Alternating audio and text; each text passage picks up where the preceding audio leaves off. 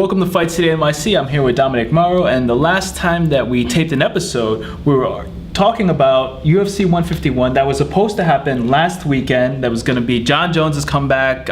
It's going to be a big fight versus a guy who I guess got injured and didn't tell anybody until a week before it was supposed to come off. UFC 151 is now the old man and the knee. Dan Henderson tears his ACL, MCL, something like that, 3 weeks before the fight. He waits 2 weeks before he tells anybody, like a professional fighter. And by the time the UFC finds out that Dan Henderson can't fight, they're scrambling to find somebody else who wants to take on one of the best mixed martial artists in the world, one of the most dominant champions in the UFC. And as you might imagine, it's a little bit of a tough sell. And so they finally find Chael Sonnen, who agrees to fight anybody, anywhere. Chael Sonnen just wants a belt, let's face it.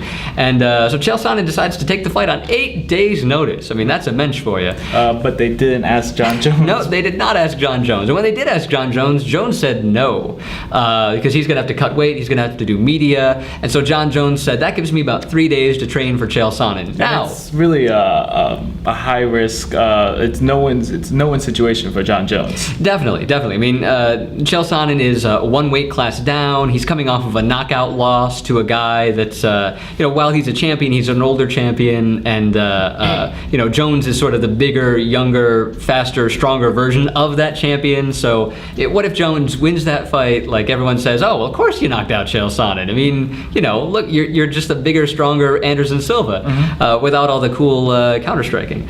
But if you lose, well, you're the guy that just got beat by a middleweight moving up on 8 days' notice. I mean, you don't want to. But this did not stop Chael Sonnen from declaring himself the new holder of Jon Jones' belt. Yes. Chael Sonnen, in true Sonnen-esque style, I guess, decided that now he was the light heavyweight champion by forfeit. It doesn't quite work like that, but you gotta love Chael Sonnen for his enthusiasm for smack-talking everybody.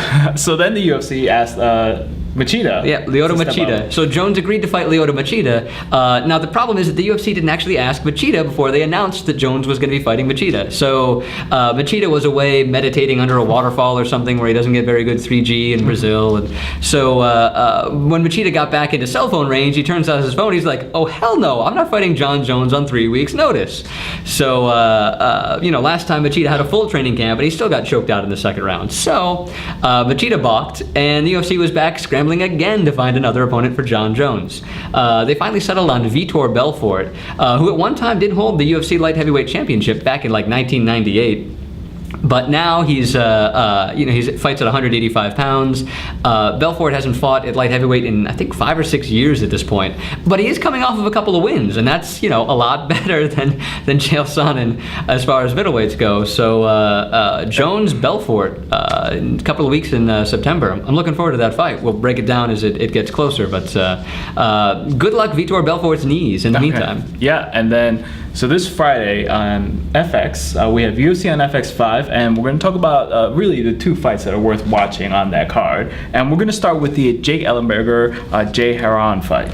Yeah, so these guys actually fought once before back in the International Fight League back in like 2006. And I think even though they're both 10-2 in their last 12 fights, their careers have really diverged since that 2006 fight. I mean, Ellenberger's last 12 fights have come in the UFC. He's fought, not the best competition in the UFC always, but I mean, he's fought Carlos Condit, he's fought Martin Kampmann, who is in the welterweight title eliminator. And he's fought in the UFC. Yeah, he's fought in the UFC. I mean, he didn't win those fights, but he's fought in the UFC. Unlike his opponent. Yeah, now Jay Hieron, he's fought in a number of leagues. He was in Affliction, he was in Strikeforce immediately before this, Bellator, he just lost the title shot in Bellator, so he's also been probably got a cool t-shirt collection, man. He's got a great t-shirt collection.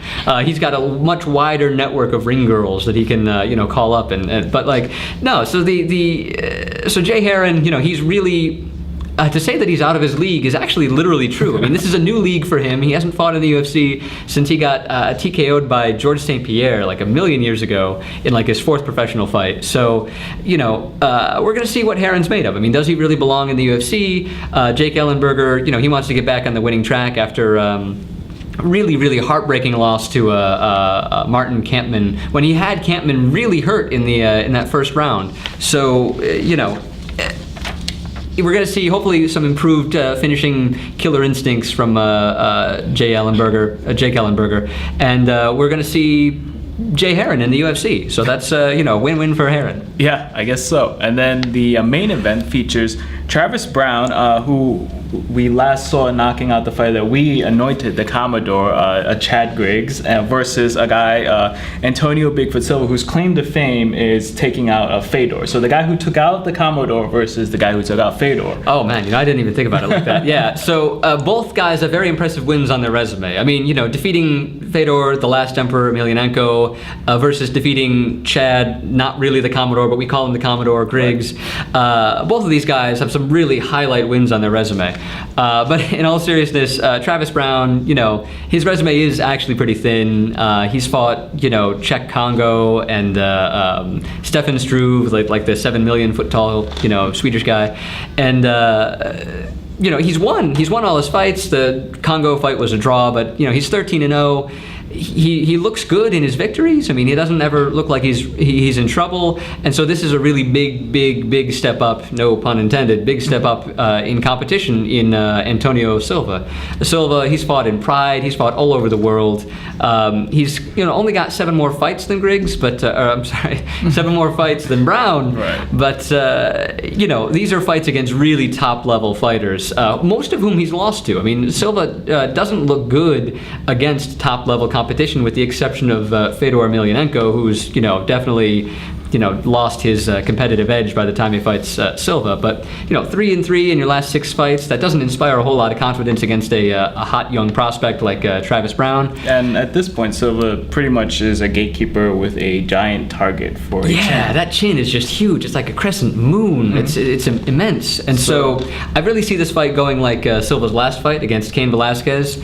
Silva doesn't offer an awful lot on the feet. He's going to get outstruck. The fight's going to go to the ground, and really the fight's going to be decided whether Silva can sweep and get top position on Browne, because we really don't know an awful lot about Browne's jiu-jitsu, but I think against Antonio Silva, whose jiu-jitsu is no doubt world class. I mean, he managed to defeat Emelianenko because of his great jiu-jitsu and his freakishly large everything.